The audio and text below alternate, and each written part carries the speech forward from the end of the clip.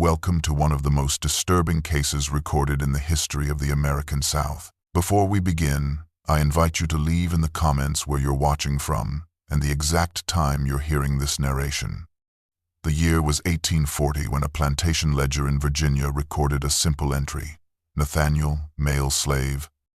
age 27, vanished. What those ink-stained pages couldn't capture was how this single act of defiance would transform into a decade-long reign of terror across 3 southern states.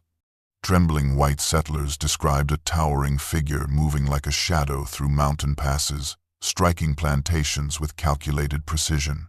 Slaveholders found cryptic warnings carved into doorposts. Slave quarters emptied overnight. Local newspapers buried mentions of mountain disturbances on their back pages. A yellowed journal, discovered in 1923 behind the rotting walls of an abandoned hunter's cabin, begins with these words: "I was property, now I am vengeance." The Whitfield Plantation, situated in the rolling foothills of western Virginia, where the land begins its steady climb toward the Appalachian wilderness, had built its considerable fortune on tobacco cultivation and the brutal exploitation of human labor. The plantation's meticulous record-keeping, preserved now in the Virginia Historical Society archives, reveals that on the morning of April 17, 1840, the overseer Thomas Blackwood conducted the daily count before sunrise and discovered Nathaniel missing from the quarters. Initial assumptions of a simple escape led to the standard procedures. Dogs were released, neighboring plantations notified, and notices posted in Charlottesville offering the customary reward of $50. What separates this case from the hundreds of similar escapes recorded that year was not just Nathaniel's continued evasion of capture, but the discovery 6 weeks later of 3 other slaves missing from the neighboring Clayton estate, their absence coinciding with the finding of a small wooden carving of a mountain lion left on the overseer's porch. According to a letter written by James Whitfield to his cousin in Richmond, dated June 3, 1840, the local authorities dismissed any connection between the events, attributing them to the increasing abolitionist activity reported throughout the region. The pages of Nathaniel's journal, analyzed by historians at the University of Virginia in 1978, using modern forensic techniques, revealed that the earliest entries were written in a mixture of crushed berries and soot, with handwriting that suggested someone who had taught himself to write in secret, forming letters with painstaking precision that would, over subsequent entries spanning 11 years, evolve into a fluid, confident hand, the transformation of literacy mirroring the transformation of the man himself, from property to legend, from hunted to hunter, from object to the most feared subjective force the plantation system of the American South would ever encounter. The Whitfield Plantation's operational records, preserved in county archives and examined by historians in a 1992 study of antebellum agricultural estates, reveal a property of exceptional cruelty even by the brutal standards of the time. Slave schedules documenting workdays beginning at 4:30 inches the morning and extending well past sundown, with rations listed at levels barely sufficient for survival. James Whitfield, who inherited the plantation from his father in 1830, appears in local court documents no fewer than 7 times between 1832 and 1839 for excessive discipline resulting in permanent impairment of property, though each case was dismissed by sympathetic magistrates who frequently dined at his table. The leather-bound inventory books, their pages now brittle and yellowing with age, record each slave not by name but by assigned number, with Nathaniel appearing only as male #27. Purchased $1,835. Charleston auction. Price $750. His humanity reduced to a transaction recorded in the same ledger as livestock acquisitions and farm equipment. A testimony recorded by the Federal Writers Project in 1937, given by a woman named Hannah Williams who claimed to be 103 years old and had been a child on the Whitfield Plantation, offers a rare glimpse into Nathaniel's character. That Nathaniel, he wasn't like the others. He could read. Don't know who taught him, maybe nobody. Maybe he just studied them papers he took from the big house trash. Master James caught him one night with a Richmond paper, reading about them abolitionists up north.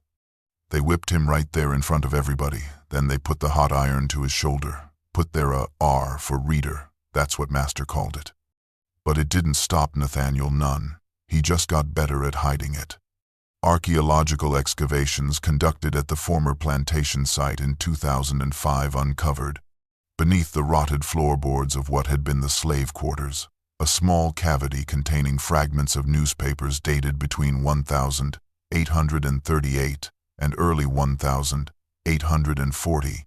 along with a crude alphabet scratched onto a piece of slate, physical evidence supporting Hannah's account of Nathaniel's forbidden literacy. The significance of these findings was highlighted in a 2007 paper published in the Journal of Southern Historical Studies, which noted that Nathaniel's ability to read would have given him unprecedented access to information about geography, abolition movements, and potential routes to freedom. Knowledge that would transform a desperate flight for personal liberty into something far more systematic and threatening to the entire institution of slavery across the southern Appalachian region. The journal entries from Nathaniel's first winter in the mountains, written in increasingly steady handwriting on the brittle pages of what appears to have been a trapper's logbook, chronicle a desperate struggle against nature that nearly claimed his life before human hunters ever had the chance. The early entries describing nights spent huddled in shallow caves, surviving on unripe berries and creek water, his hands blistered from failed attempts to start fires using techniques he had only observed from a distance while working the Whitfield fields. "Today marks my 43rd day of freedom," reads an entry dated May 30th, 1840.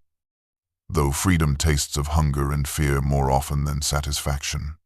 The turning point in Nathaniel's survival came with the discovery of an abandoned trapper's cabin deep within a narrow valley.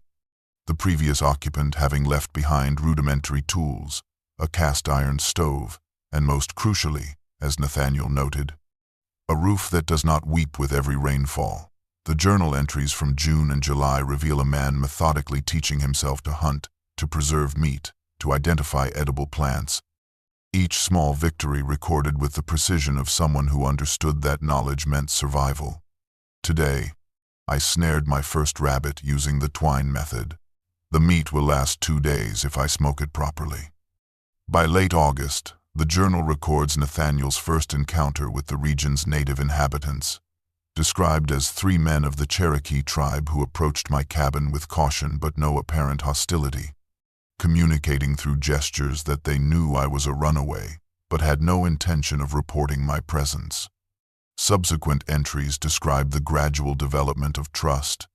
culminating in Nathaniel's introduction to a guide named Thomas Walkingstick, a Cherokee man who had remained in the mountains after the Trail of Tears forced most of his people westward years earlier.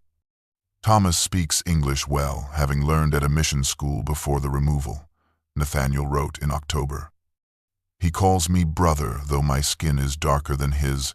and has begun teaching me to read the mountains as I once struggled to read stolen newspapers. The winter entries grow more sporadic, with several weeks passing between Nathaniel's December account of learning to craft snowshoes from birchwood and sinew, and his February documentation of ice fishing techniques. But they reveal a transformation more profound than mere survival skills. As Thomas's teachings extended beyond practical knowledge to Cherokee beliefs about the mountains as living entities, the journal noting, "I begin to understand that these peaks that shelter me now see no distinction between men based on their color, a revelation that feels like a second freedom, deeper than the first." The first documented instance of Nathaniel's return to plantation territory appears in his journal entry dated April 3rd, 1841. Nearly 1 year after his escape, where he writes with measured determination, "The mountains have given me strength, but my heart remains empty without S. Tonight, I reclaim what belongs to me just as they claimed what belonged to them."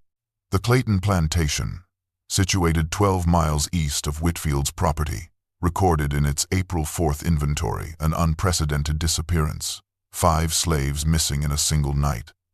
Among them, a woman named Sarah, who had been purchased from the Whitfield estate 3 months after Nathaniel's escape, a transaction that county records suggest was motivated by James Whitfield's suspicion of her knowledge regarding her husband's whereabouts. The Clayton Plantation overseer's frantic letter to local authorities, preserved in county archives, describes awakening to find the slave quarters locks intact, but 5 occupants vanished, as if spirited away by some demonic force, with no signs of broken doors or windows, the only evidence of intrusion being a small carved wooden figure of a mountain lion left on the overseer's own pillow, a detail omitted from official reports but mentioned in private correspondence between the overseer and his pillow brother. The sheriff's investigation, documented in a report filed April 7, 1841, notes with puzzled concern the discovery of unusual boot prints found at the scene, described as of a crude, handmade construction, unlike the manufactured boots worn by gentlemen or the standard issue provided to overseers, yet showing a deliberate pattern that distinguishes them from the rough footwear typically allowed to slaves. Especially troubling to authorities was the discovery that the plantation's dogs had been rendered docile through what the report speculates was some herbal concoction likely derived from Indian knowledge, preventing them from raising an alarm during the night in question. A reward notice published in the Charlottesville Gazette on April 10th offered an unprecedented sum of $200 for information leading to the recovery of the escaped property, with specific mention of the woman Sarah, approximately 25 years of age, valued at $600. But slave hunter records indicate that despite extensive searches of the surrounding countryside extending for weeks, no trace was found of any of the 5 missing persons, leading to the first whispered acknowledgments among plantation owners that something more organized and more threatening than a desperate individual escape had manifested in their midst. The summer and fall of 1841 witnessed a pattern of disappearances that transformed isolated incidents into what the Richmond Enquirer hesitantly termed a concerning trend across the western counties.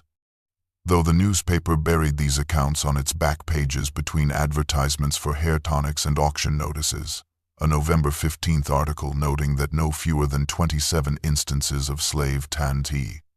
disappearances have been reported in the past 6 months, with the curious commonality of wooden carvings left at each site. These newspaper clippings, collected and preserved by a concerned citizen named William Hargrove, whose correspondence with the governor reveals his growing alarm, show an increasing reluctance to provide specific details that might inflame the imaginations of those still held in bondage. Yet private letters exchanged between plantation owners reveal a very different narrative, unfolding away from public view. The slaves speak in whispers of a mountain devil who walks through walls and renders hunting dogs silent, wrote Thomas Bellington to his cousin in December 1841. And while I dismiss such superstitious nonsense when in their presence, I cannot account for how the Clarkson plantation lost 6 prime field hands despite the overseer's quarters being not 20 yards from the slave cabins.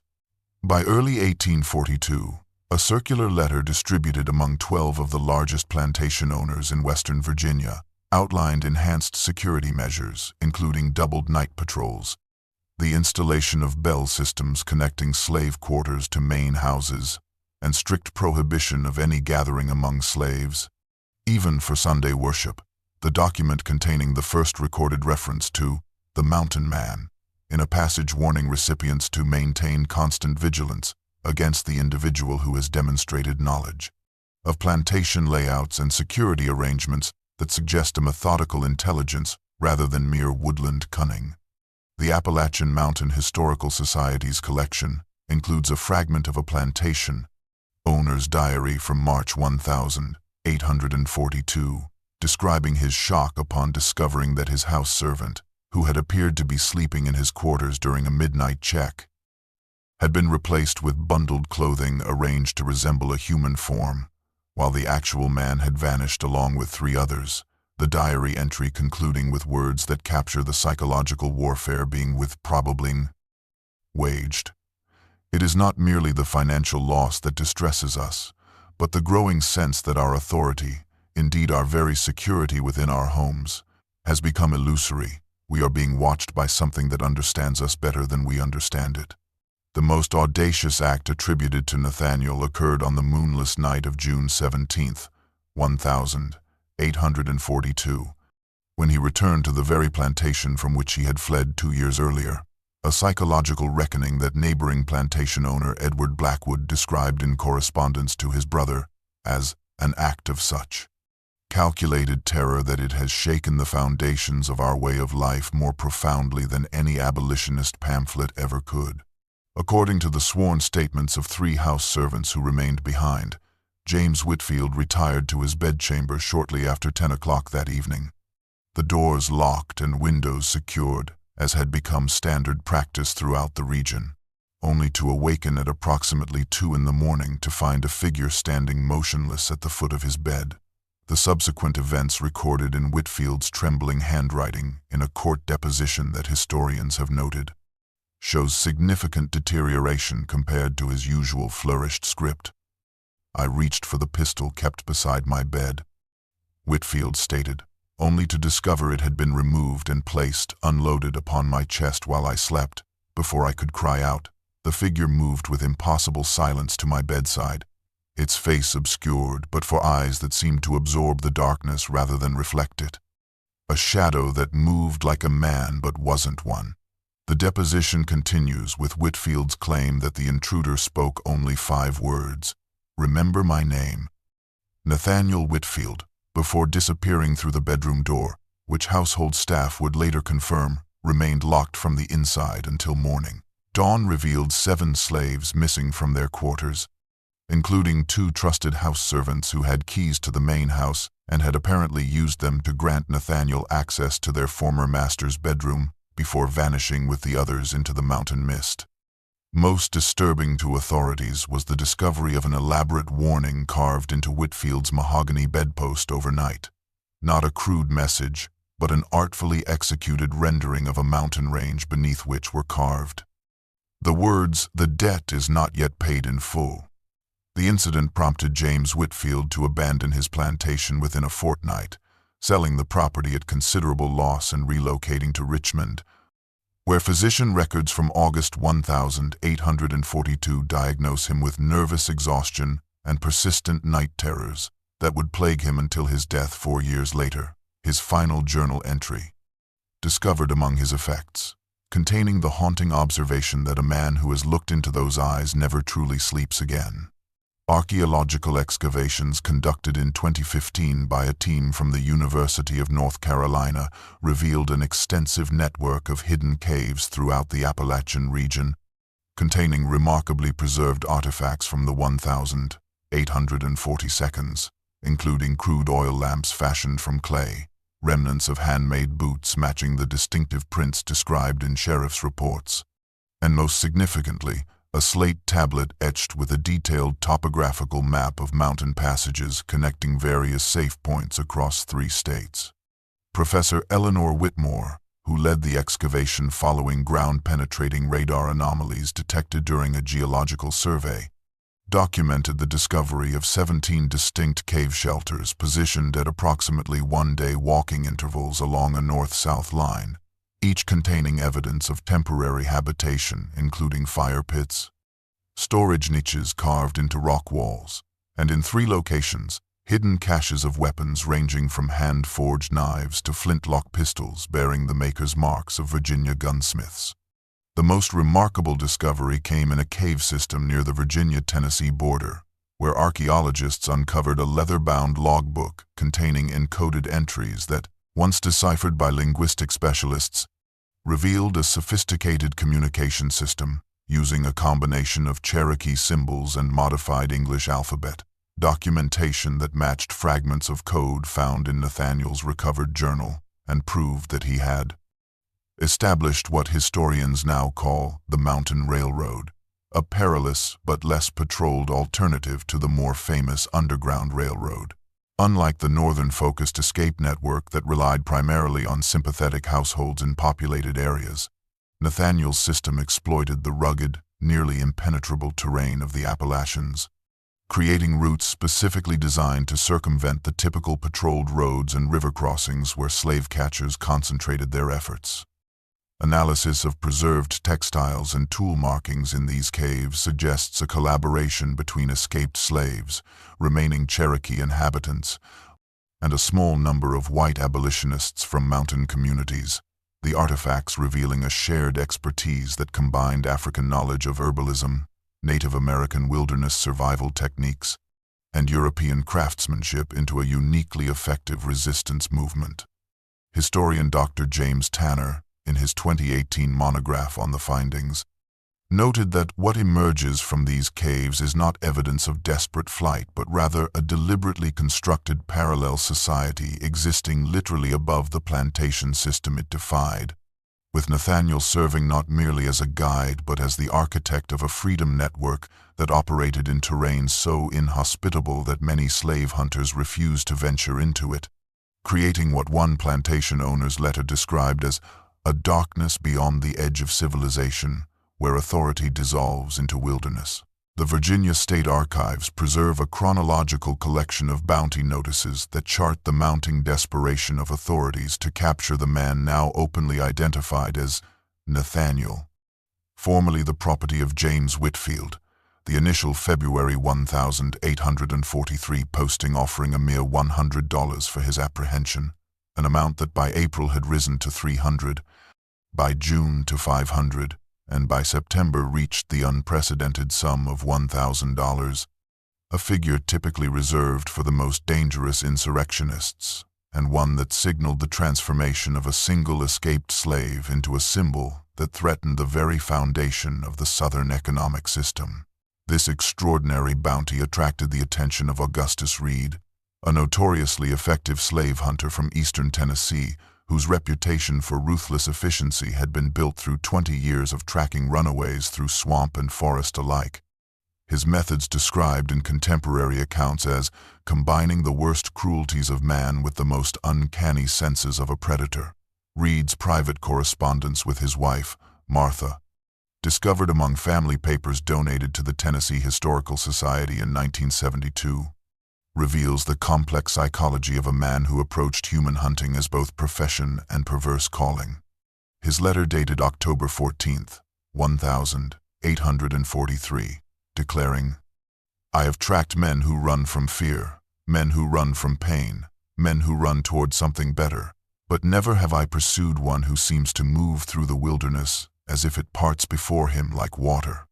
The plantation owners speak of him with such fear that I wonder if I chase a man at all or some phantom conjured from their guilty consciences." The collection of 15 letters spanning Reed's 8-month pursuit shows a gradual transformation from confident professional assurance to something approaching superstitious dread, as the hunter repeatedly found abandoned campsites still warm but never their occupant, discovered false trails that led to treacherous ravines, and on 3 occasions narrowly escaped cleverly constructed deadfalls that would have ended his pursuit permanently. "I dream of him now," Reed wrote in March 1844, "not as a slave, not even as a man, but as something the mountains themselves have created to exact retribution. The dogs whimper when we ascend above certain elevations, as if they sense something waiting that understands them better than they understand themselves. I have never written such thoughts before, Martha, and pray you burn this letter after reading, for a reputation once lost is never regained. But I confess that for the first time in my life, I believe I may be the hunted rather than the hunter." The violent confrontation that came to be known as the Battle at Bear Creek marked a significant escalation in Nathaniel's resistance, transforming scattered disappearances into open warfare. The Charlottesville Gazette's May 17, 1844 account describing how a party of 7 bounty hunters led by Augustus Reed entered a narrow mountain pass 30 miles west of Roanoke only to be ambushed from the rocky slopes above, resulting in 3 deaths and 2 severe injuries among their number. Reed's official report to authorities, preserved in county records, claimed an attack by at least 20 armed Negroes accompanied by Indian guides, a number that subsequent historical analysis has suggested was greatly exaggerated to explain both the tactical superiority demonstrated by the attackers and to justify the complete rout of experienced hunters. Physical evidence recovered from the site during a 1965 archaeological survey included spent ammunition consistent with no more than 5 firearms of varying caliber, suggesting a much smaller force that had maximized the natural defensive advantages of the terrain. The research team also discovering crude caltrops fashioned from hardwood and iron nails scattered along what would have been the Poit hunters' escape route, demonstrating a sophisticated understanding of battlefield control, rarely associated with untrained fugitives. Most revealing is the journal of bounty hunter Elijah Cartwright, recovered from his descendant's attic in 1952, which describes the terrifying precision of the ambush. They held their fire until we were fully exposed in the narrowest section of the pass, then seemed to materialize from the very rock itself. Reed insists we faced an army, but I counted no more than 6 distinct firing positions, yet each shot found its mark with uncanny accuracy. When Johnson and Williams fell, the others broke formation despite Reed's commands, and as we fled I glimpsed a tall figure standing on the ridge above, motionless and watching our retreat, as if counting the cost of his victory. The psychological impact of Bear Creek reverberated through the slave hunting profession, with multiple accounts in personal papers and correspondence revealing a growing reluctance to pursue runaways into the mountains. One letter from a Richmond-based slave hunter to his employer stating plainly, "I will track your property through swamp, forest, or field for the agreed-upon sum, but add $100 to venture into those particular mountains, for they have become a kingdom with its own justice, where men like me are tried and sentenced by shadows we cannot see until judgment is already rendered." The Virginia governor's private correspondence from June 1844 acknowledges the strategic disaster, noting that these mountains have effectively been ceded to outlaws and runaways, requiring military rather than civilian remedy. Cartographic evidence preserved in state archives reveals the systematic expansion of Nathaniel's operations beyond Virginia's borders, with maps confiscated from a captured ally in late 1844, showing meticulously marked mountain passages extending southward into the Blue Ridge of North Carolina and westward into the Cumberland Gap of Tennessee. These hand-drawn routes, annotated with symbols later determined to indicate safe houses, dangerous checkpoints, and seasonal water sources essential for groups traveling on foot through treacherous terrain. A confidential letter dated February 12, 1845, from Virginia's Governor James McDowell to his counterparts in North Carolina and Tennessee, recently uncovered during digitization of gubernatorial correspondence, reveals the mounting alarm among authorities as it requests immediate and coordinated militia action to suppress the mountain marauders who have progressed from isolated theft of valuable property to systematic depredation that threatens the very economic foundation of our agricultural system. The deliberately vague terminology employed throughout this and similar official communications, referring consistently to property, assets, and agricultural investments, rather than explicitly mentioning slaves, has been analyzed by Dr. Eleanor Whitman in her groundbreaking 2010 study The Language of Denial, which demonstrates how such coded language served to both maintain the fiction of slaves as mere possessions while simultaneously concealing the true scale of the escapes from public knowledge, preventing the spread of what one private letter termed dangerous notions of successful defiance. County records across the 3 states document an unprecedented 47 plantation owners filing insurance claims for lost property between September 1844 and December 1845, with adjusters' reports noting with increasing frustration the pattern of disappearances that seemed to follow the movement of seasonal storms through the mountain ranges, suggesting Nathaniel had learned to use weather patterns as tactical cover for his operations. Most revealing is the private journal of North Carolina militia Captain Thomas Hargrove, who wrote with evident frustration after a failed 3-week expedition in October 1845. "We have been chasing ghosts through these mountains, finding evidence of recent encampments that could have housed 30 souls or more. Yet never encountering a single fugitive, it is as if the mountains themselves conspire to conceal them, with Cherokee guides refusing our gold to lead us to certain valleys and local mountaineers claiming ignorance while their eyes betray knowledge they dare not speak. The regional economic impact appears in agricultural production reports showing a 12% decline in output from affected counties during this period, a statistical anomaly that contemporary newspapers attributed to unseasonable weather, but which plantation account books reveal was directly linked to the diminishing workforce available to harvest crops. The discovery of a slim, leather-bound diary in the basement archives of the AME Zion Church in St. Catharines, Ontario in 1976 illuminated the personal dimensions of Nathaniel's legend through the intimate perspective of his wife Sarah, whose meticulous entries spanning 1,841 to 1,855 were authenticated by handwriting experts and determined to have been written by someone who, like her husband, had achieved literacy against formidable obstacles. Sarah's account of their April 1841 reunion in a mountain clearing, illuminated only by moonlight, describes a moment of such overwhelming emotion that neither of us could speak, only hold each other as the night birds called around us, his tears falling into my hair while my own soaked the rough homespun shirt he had made with his own hands. I scarcely recognized him, not for any change in his features, but for the straight-backed dignity with which he now moved, no longer carrying the perpetual stoop that bondage had pressed upon his shoulders.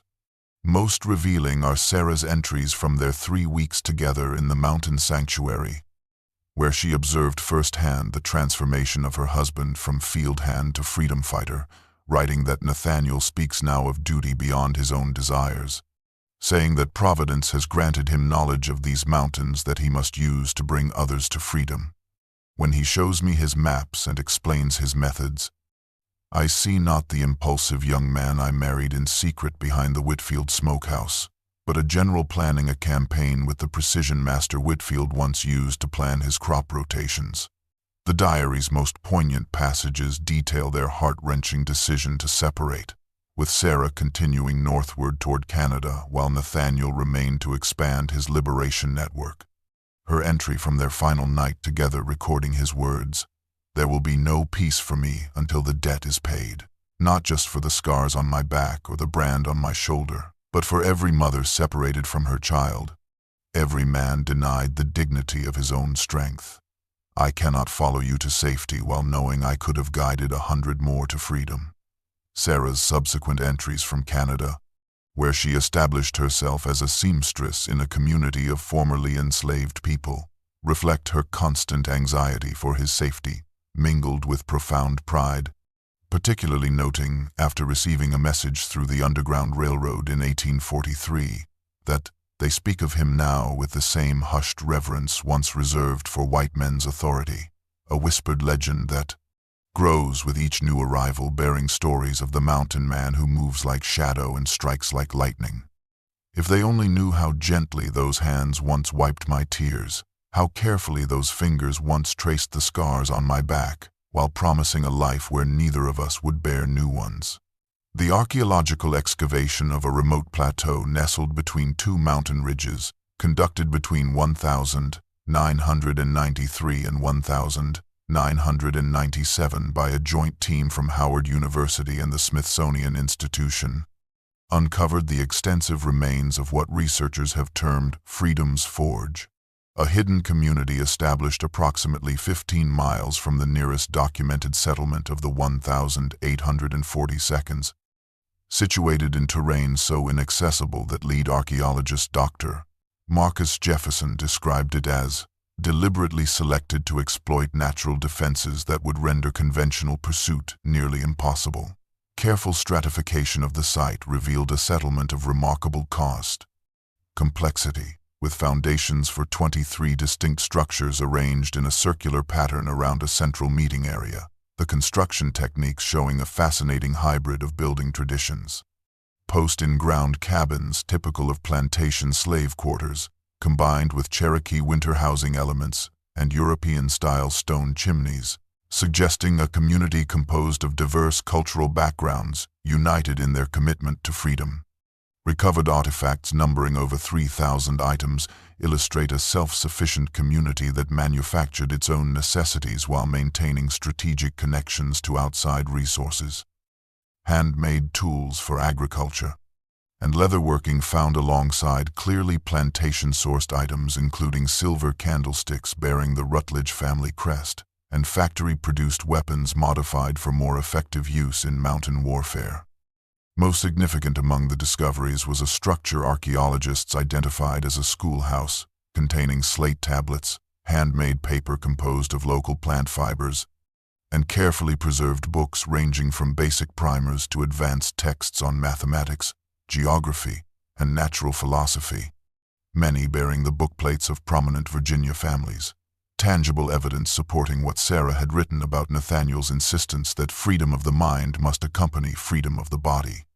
Analysis of food remains and agricultural implements indicates the community cultivated high-altitude crops including potatoes and beans, while maintaining hunting parties that provided venison and other game, with specialized storage structures suggesting provisions were maintained not only for permanent residents, but for those passing through on their journey northward. Dendrochronological dating of structural timbers confirms the settlement was continuously occupied from approximately 1842 until 1851, with evidence of carefully controlled fires set during its abandonment, a tactical retreat rather than a forced evacuation. According to burn patterns that indicate methodical destruction of identifying evidence while preserving the essential infrastructure that might serve future freedom seekers. Dr. Jefferson's final report on the site, published in the Journal of Historical Archaeology, concluded that Freedom's Forge represents not merely a way station in an escape network, but nothing less than an intentional experiment in creating a multiracial democratic community at precisely the historical moment when American society was most violently committed to preventing such possibilities from taking root.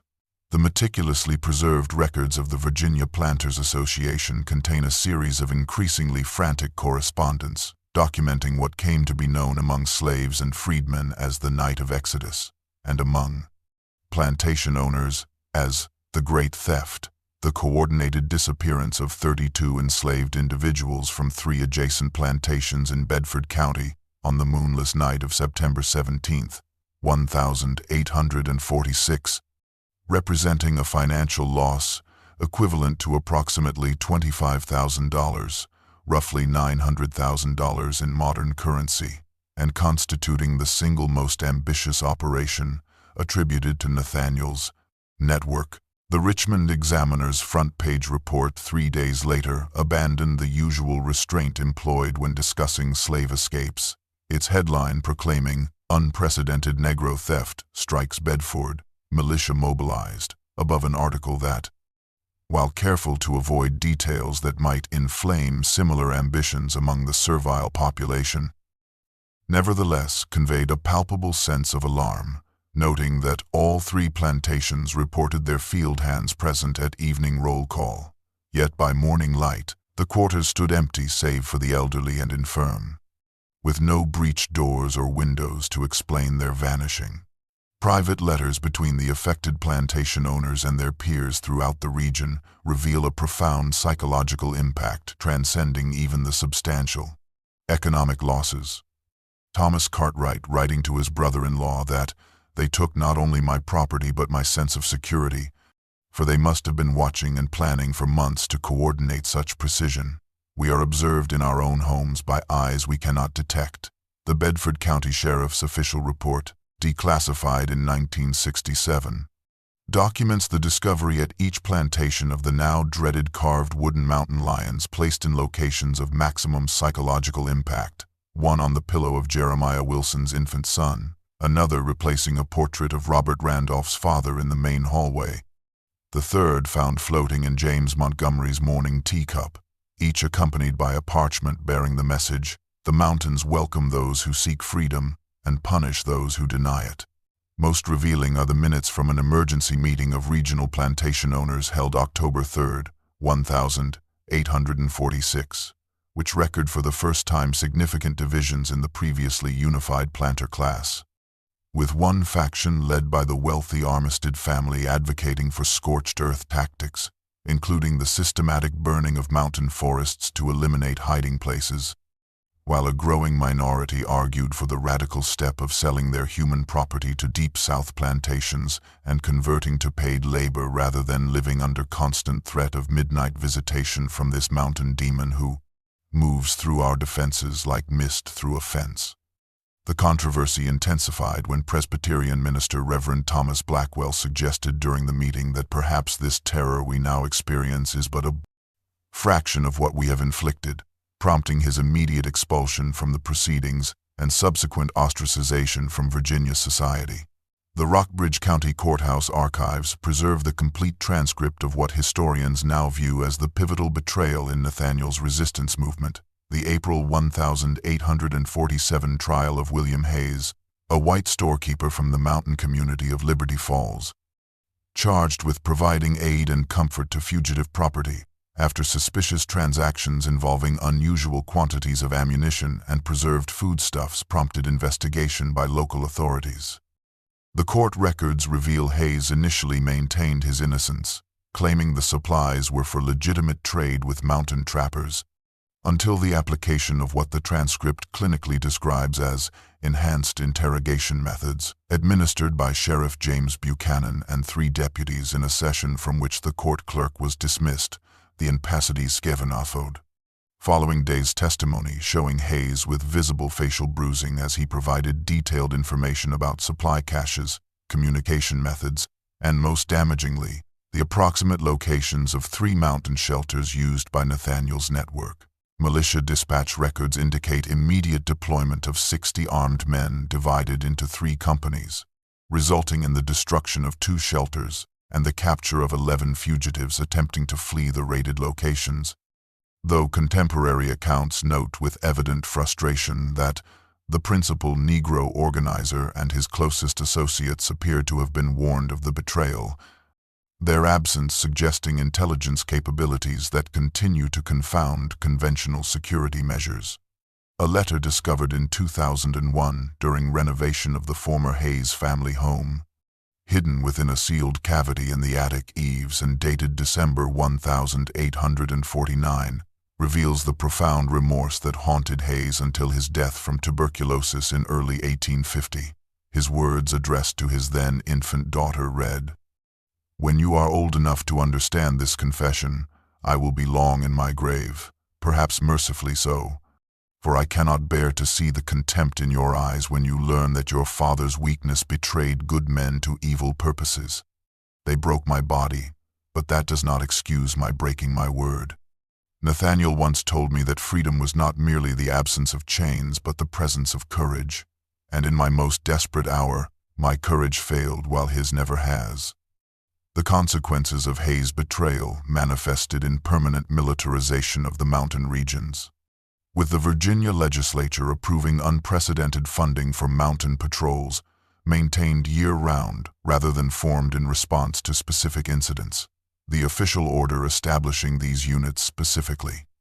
prohibiting local recruits in favor of soldiers brought from eastern counties, whose loyalty to the proper social order has not been contaminated by proximity to subversive elements. The psychological warfare between Nathaniel and Augustus Reed evolved into one of the most haunting personal vendettas documented in pre-Civil War America, chronicled through Reed's increasingly disturbed journal entries preserved by his widow and later donated to the Tennessee Historical Society, the once methodical records of a professional manhunter deteriorating into the fevered scribblings of someone who believed himself pursued by something beyond natural explanation.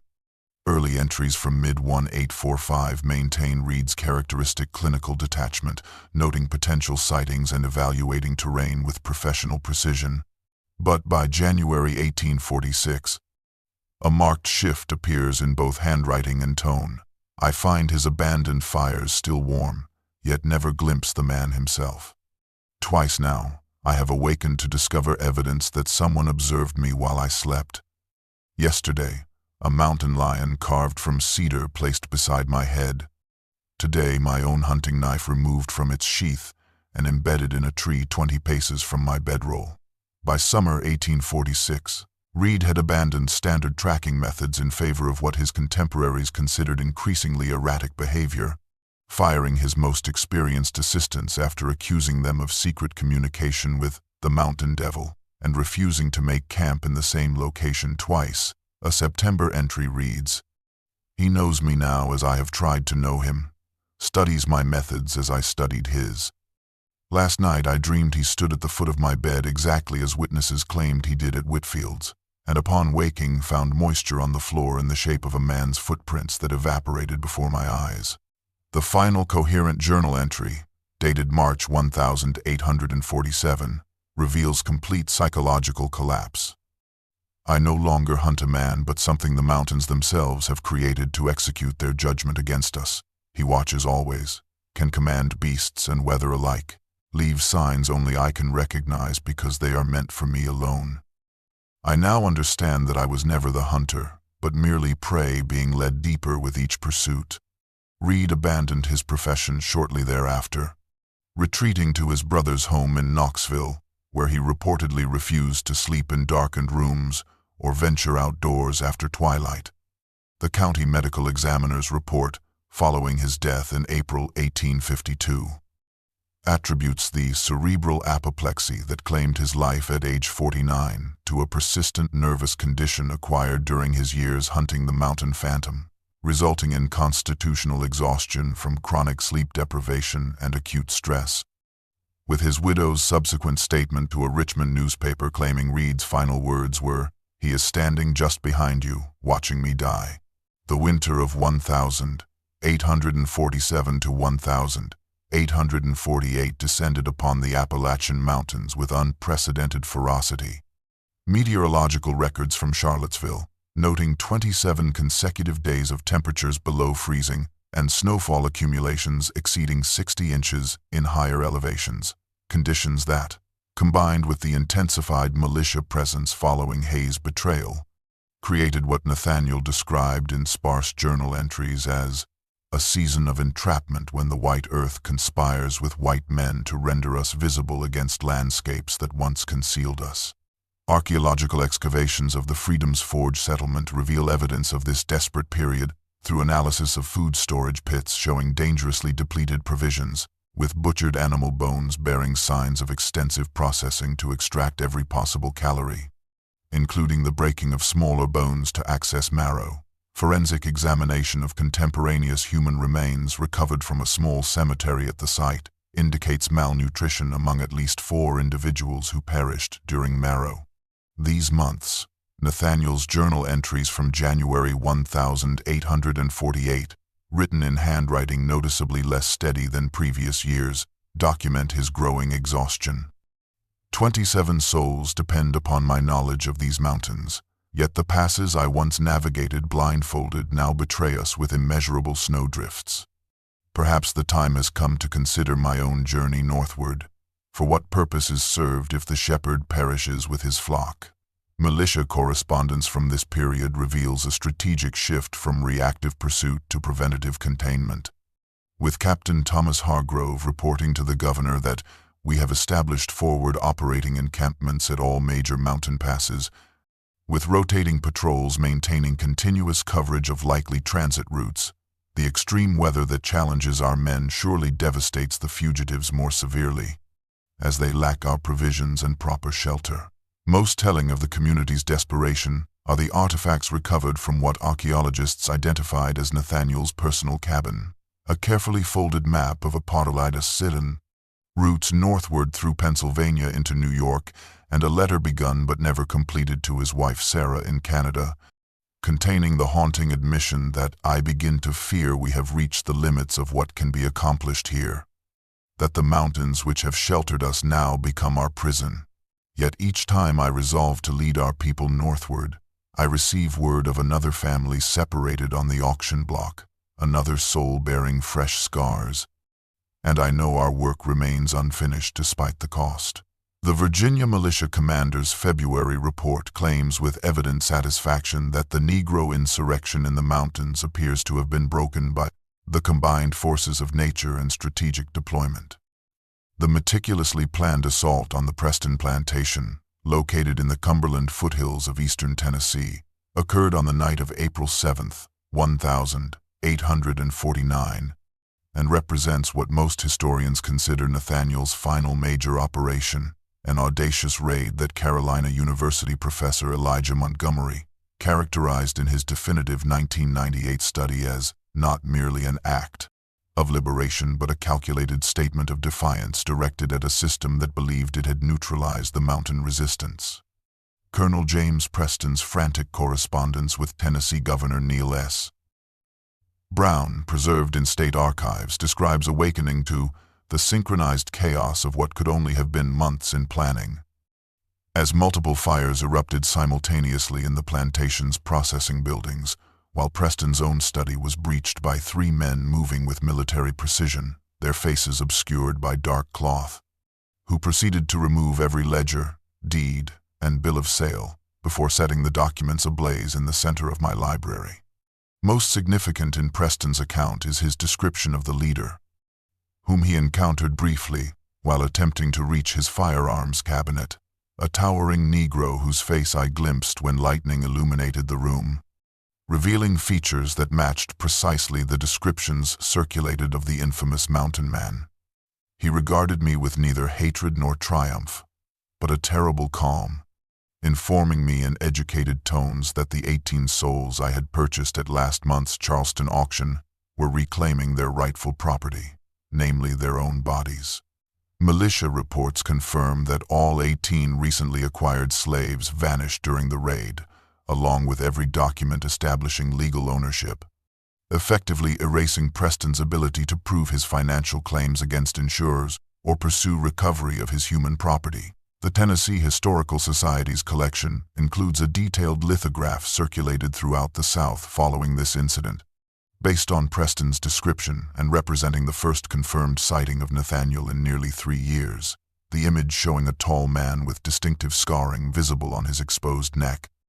wearing what Preston described as clothing of surprisingly fine quality, more befitting a gentleman than a fugitive, and carrying a carved walking stick later determined to have been made from a branch of the tulip poplar, a tree sacred in Cherokee tradition. Subsequent investigation by local authorities discovered the now familiar carved wooden mountain lion placed prominently on Preston's dining table, but with a significant modification. Embedded in its wooden base was a surveyor's compass, its needle pointing permanently northward, interpreted by Preston's overseer as a message that their path to freedom now lay beyond our reach. The historical record reveals an abrupt and mysterious cessation of activities attributed to Nathaniel beginning in early 1850, with county archives throughout the southern Appalachian region documenting no new incidents bearing his distinctive hallmarks after the Preston plantation raid, creating what historian Margaret Whitfield termed a conspicuous silence that echoes more loudly than the decade of disruption that preceded it. Bounty notices continued to circulate with undiminished financial enticements, the state of Virginia maintaining its unprecedented $1,000 reward through 1856, despite the rewards section of the Richmond Examiner, gradually relocating these notices from prominent front pages to increasingly obscure positions near advertisements for patent medicines and livestock auctions. Correspondence between regional authorities reveals escalating disagreement about Nathaniel's fate, with Virginia Militia Captain Harold Buchanan's October 1850 report to the governor asserting, "Intelligence gathered from captured fugitives suggests the principal Negro insurrectionist suffered a mortal wound during an encounter with North Carolina militia. His body reportedly buried in an unmarked location by his followers to prevent authorities from claiming the considerable bounty." This theory gained significant traction until undermined by a confidential letter from the North Carolina militia commander, flatly denying any such encounter and suggesting Buchanan's report represented wishful thinking rather than tactical assessment. Alternative theories proliferated through official channels, with Tennessee authorities favoring the position that Nathaniel had finally recognized the unsustainability of his campaign and completed the journey northward to join his wife in Canadian exile.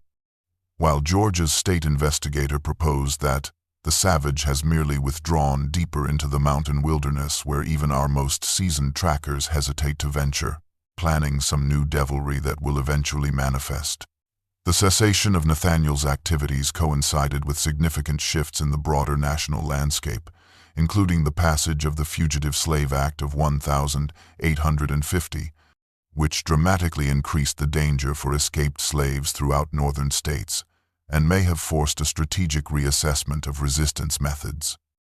The Petersburg Intelligence noted this correlation in an editorial that asked whether the shadow that has haunted our region for a decade has merely adopted new hunting grounds beyond our knowledge. Perhaps most telling is